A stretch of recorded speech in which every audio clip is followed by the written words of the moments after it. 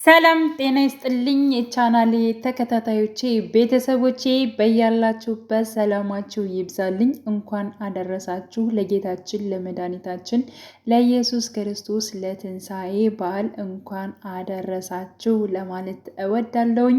እንግዲህ ያው ትህትና ተከታታይ ድራማ ማለት ነው በዓል እንዳስመሰሉት እንዲሁም ደግሞ እጅግ በጣም አብሮነታቸው መተሳሰባቸው ያለውን ሁኔታ የበዓሉን ድባብ ማለት ነው በእነሱ ላይ እንግዲህ አይተናል ማለት ነው። ትህትና በባለፈው ፓርት ላይ እንግዲህ እንዳየነው ከመድብል ብር ተቀብላ እንዲሁም ደግሞ አባቷን ለማሳከም እንዳሰበች የናብርሽን ብርም እንደመለሰችላቸው ለበዓል እንዲውሉበት እንደሰጠቻቸው ያው ሁላችንም የምናስታውሰው ነገር ነው። እንዲሁም ትህትናና አብርሽ ቅር ተባብለው ነበረ ማለት ነው። አብርሽም አስቀይሜያታለሁ በማለት እንግዲህ እያሰበ ባለበት ሰዓት እንዲሁም ደግሞ ትህትና አስቀይሜዋለሁ፣ ስለዚህ የግድ እሱን ይቅርታ መጠየቅ አለብኝ ባለችው መሰረት ማለት ነው አብርሽንም ይቅርታ ጠይቀዋለች ማለት ነው። ሲቀጥል እንግዲህ መድብል ከኔ ጋር ባል ትውያለሽ ብሏት ነበረ ማለት ነው። ግን ደግሞ ምንም ያክል ብር ቢሰጣትም ምንም ያክል ለአባቷ ማሳከሚያም እንዲሁም ደግሞ ለራሷ ተጨማሪ ገንዘብ ቢሰጣትም ማለት ነው እሱ ከእሷ ጋር እንዲያሳልፍ ፈልጎ ነበር። ያ ማለት መድብል ከትህትና ጋር በዓልን ለማሳለፍ ከእሷ ጋር በመሆን ፈልጎ ነበረ ማለት ነው። ትህትና ግን ይህን ነገር ፍቃደኛ አልሆነችም ማለት ነው። ምክንያቱም እነሱ ከብዙ ነገሮች ላይ አወጥተውኛል፣ ስለዚህ ከእነሱ ጋር የግድ ከቤት ውስጥ አብሬያቸው ሆኜ በዓልን ማሳለፍ እፈልጋለሁኝ በማለት ደግሞ ተቀይሞኛል፣ ይቅርታ መጠየቅ አለብኝ በማለት ለመድብል ተናግራ ነበረ። መድብልም ለምንድን ነው በምን ምክንያት ነው የተጣላችሁት በማለት ጥያቄ አብስቶባት ነበረ። ግን ደግሞ እሷ ምንም አይነት መልስ አልሰጣትም ማለት ነው። እና ቤት ልከራይልሽ እንዲሁም ደግሞ ቤተሰቦችሽ ከዛ መምጣት ይችላሉ፣ አባትሽም ደግሞ እንደ ልቡ ይታከማል፣ ስለዚህ ለምንድን ነው ከነሱ ቤትስ የማትወጪው የሚለውን እንግዲህ ደግሞም ጠይቆ ነበረ።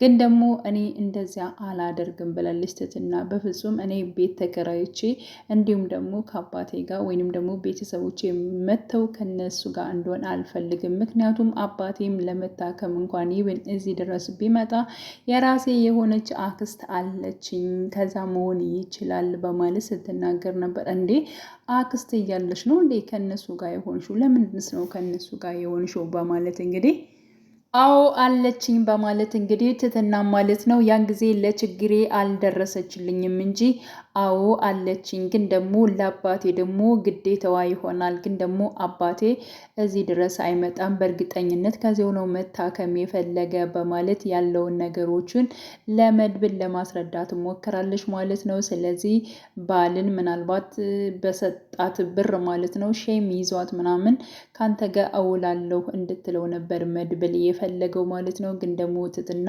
አንድና አንድ መልሷ ባልን አሁንም የማሳልፈው ከነሱ ጋር ነው፣ ስለዚህ በሌላ ቀን እንገናኛለን፣ ስላደረክልኝ ነገር ሁሉ እጅጉን በጣም አመሰግናለሁ በማለት እንግዲህ ያው መድብልን አመስግና ቀጥታ ወደ እነ አብርሽ ሄዳ ነበረ።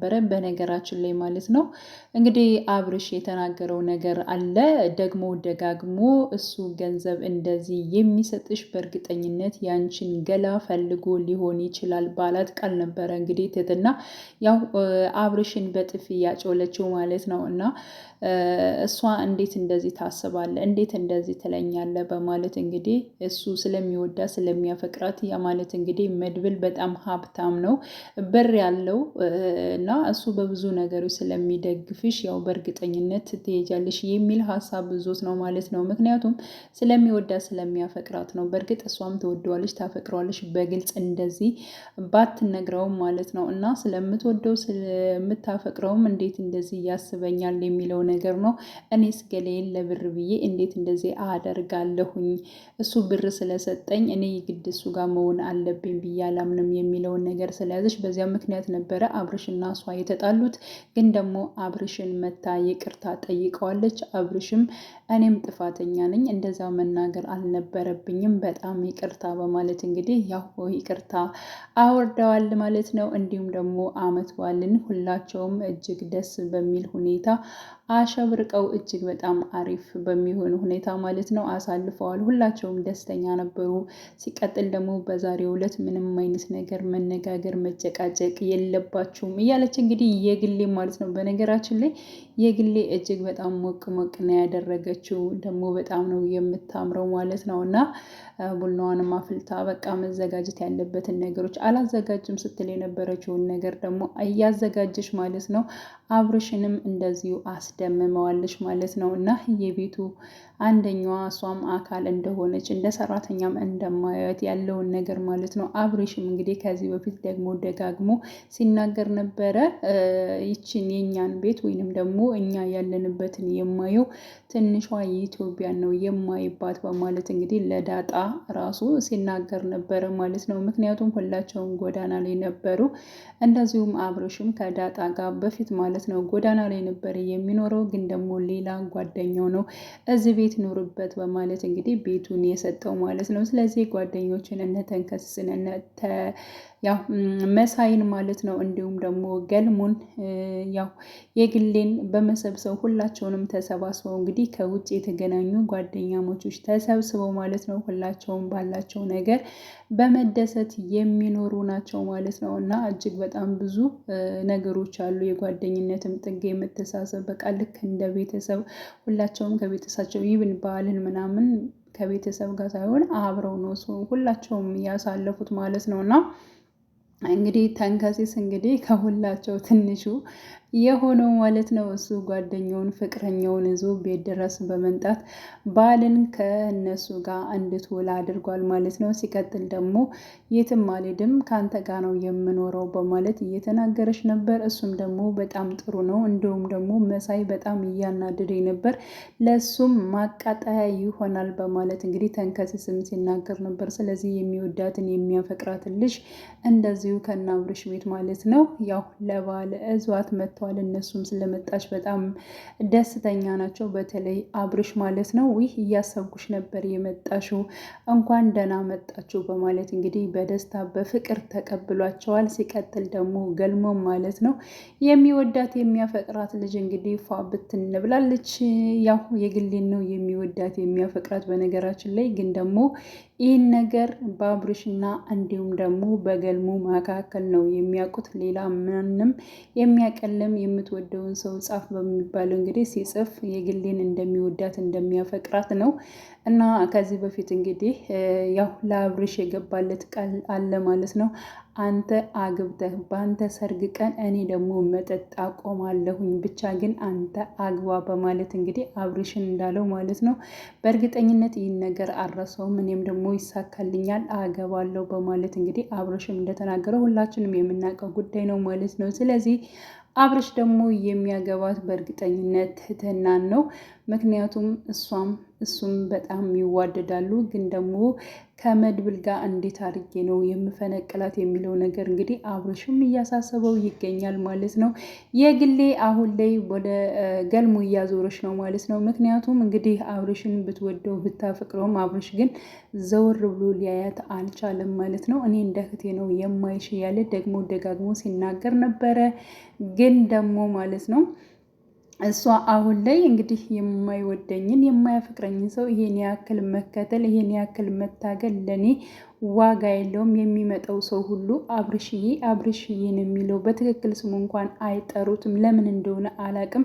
እዚህ ቤት የሚመጡ ሴቶች ደግሞ በጣም ቆንጆዎች ናቸው በማለት ትትናንም እንዲሁም ደግሞ ከዚህ በፊት ዳጣ መታ ነበር። ዳጣም እንግዲህ ያው ጎዳና ላይ አብረው በነበሩበት ሰዓት ማለት ነው ከአብርሽ ጋር የነበረችው ዳጣ መታ ነበር። ዳጣንም ስታያት ዳጣም በጣም ቆንጆ እንደሆነች ማለት ነው። ግን ደግሞ ልጁ ቆንጆ ነገር አይመቸውም ይመስለኛል እንደዚህ ቆንጆ እያለ አንዷን ራሱ እንዴት ዝም ይላል እያለች እንግዲህ የግሌ ስትናገር ነበረ። ሆኖም አሁን ላይ የግሌ ሙሉ በሙሉ ሀሳቧን ከአብርሽ ላይ አንስታለች። ወደ ገልሙ እየተጠጋች ይመስለኛል ማለት ነው። ገልሙም እጅግ በጣም እንደሚወዳት እንደሚያፈቅራት የታወቀ ጉዳይ ነው። ግን ደግሞ እሷ እስካሁን አላወቀችም። ያኔ በወረቀት የጻፍካት የምትወዳት ሴት ማነች በማለት እንግዲህ እሱንም በባለፈው ፓርት ላይ ጠይቀው ነበር። ግን ደግሞ ገልሙ ምንም አይነት ነገር ሊናገር አልቻለም። አብርሽንም ጠይቀው ነበረ። ያን ጊዜ ያው ገልሙ የሚወዳት የሚያፈቅራትን ሴት በእርግጠኝነት ወረቀት ላይ ያስቀምጣትን አንተን ያነበበው፣ ስለዚህ ማንሽ ለምንድን ነው የማትነግረኝ በማለት አብርሽንም እንግዲህ አፋጠው ነበረ። የግሌ ማለት ነው። ግን ደግሞ አብርሽ ለግሌ ሊነግራት አልቻለም ማለት ነው። ስለዚህ ዝም ነው ያላት። እሷ ግን ቀስ ብዬ ይደርስበታለሁ፣ በእርግጠኝነት እዚህ ቤት ያለ ነው እኔ ወይንም ትትና ነው። ስለዚህ ከሁለታቸው አንድ ነው፣ እንደውም የሚመስለኝ እኔን ይመስለኛል በማለት ወደ ራሷ ግምት አስገብታለች ማለት ነው። መሳይ እንግዲህ አሁንም ማለት ነው በነገራችን ላይ ከሁላቸው ጓደኛቸው ገንዘብ ወዳጅና ራስ ወዳድ የሆነው መሳይ ነው ማለት ነው። እያንዳንዳቸውን በጣም ገንዘብ ይፈልጋል፣ ይሰጣል፣ ከልቡም አይደለም። ያንን ገንዘብ መቼ ነው የምትመልሱት በማለት ራሱ ይጠይቃል። በነገራችን ላይ ለትትና ይብን ለአባቷ አሰባስበው ገንዘቡን አባትሽ አልተሻለውም እንዴ ብሬን አትመልሽልኝም እንዴ እያለ እንግዲህ ሲናገር ነበር። ይብን ተንከሲስ ኧረ አንተ አታፍርም እንዴ ለምንስ እንደዚህ ትላለህ እያለ እንግዲህ ያው ተንከሲስንም ሲናገረው ነበር ማለት ነው። እና ከሁላቸው ለየት የሚለው ወይንም ደግሞ አሳልፎ የሚሰጣቸው ገንዘብ የሚወደው ራስ ወዳድ የሆነው ማን ነው? መሳይ ነው ማለት ነው። ሲቀጥል ገልሙ እያንዳንዱ የሚናገራቸው ቃላቶች ሰክሮም ሊሆን ይችላል፣ ኖርማል እንደዚህ ሊናገር ይችላል ማለት ነው። ግን ደግሞ የሚናገራቸው ነገሮች በሙሉ እጅግ በጣም አስተማሪ የሆኑ ቃላቶች ናቸው ማለት ነው። እና ትትና ተከታታይ ድራማ እውነት ለመናገር በጣም የሆነ ፈገግ ብላችሁ ማለት ነው ጭንቀት ውስጥ ሆናችሁ ምናምን የሆነ ድክም ብሏቸው ስታያቸው ምናምን እጅግ በጣም ነው ዘና የሚያደርጓቸው። ተንከሲስም እንዲሁም ደግሞ መሳይም በሚያደርጉት ነገር፣ ገልሙ በሚናገረው ነገሮች፣ በግሌ ጉዳይም ብቻ አጠቃላይ ማለት ነው እጅግ በጣም ደስ የሚሉ ያው ተከታታይ ድራማ ነው። ፈታ እያላችሁ እንዲሁም ደግሞ እየተማራችሁበት የምታዩት ድራማ ነው ማለት ነው እና እንድትከታተሉት ጠይቃለሁ ማለት ነው። ውድ ቻናሌ ተከታታዮቼ ቤተሰቦቼ በያላችሁበት ሰላማችሁ ይብዛልኝ። በድጋሚ መልካም የትንሣኤ በዓል ለማለት ወዳለሁ። ለቤቴ አዲስ የሆናችሁ የደውል ምልክቱን በመጫን ቤተሰብ ይሁኑ። መልካም ጊዜ ተመኘውላችሁ።